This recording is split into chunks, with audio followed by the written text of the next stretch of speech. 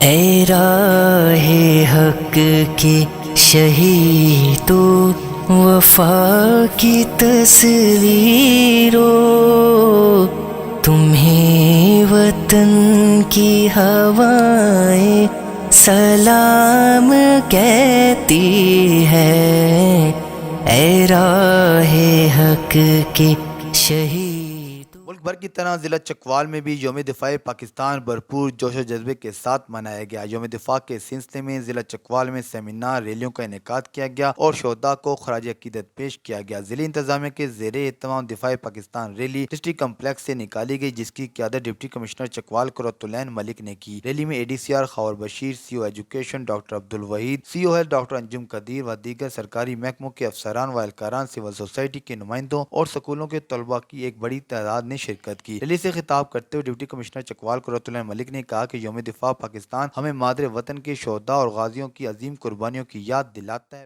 اور تمام تحصیلوں کے اندر پورے ضلع میں 6 ستمبر کے حوالے سے بہت خصوصی پروگرام ترتیب دیے ہیں، جس میں ہم نے ابھی ایک واک کی تھی، جس میں تمام ڈپارٹمنٹس کے جو ہیڈز ہیں اور اسٹوڈنٹس ہیں انہوں نے پارٹیسپیٹ کیا۔ اسی کے ساتھ تصویری نمائش کروائی ہے شہداء پارک میں، ملی نغموں کا کمپٹیشن کروایا ہے۔ آج شام کو بھی ملی نغموں کا ایک پروگرام شہداء پارک میں ارینج کیا جائے گا، اور اسی طرح سے ہم نے ڈسٹرکٹ کونسل ہال میں سیمینار کروائے ہیں۔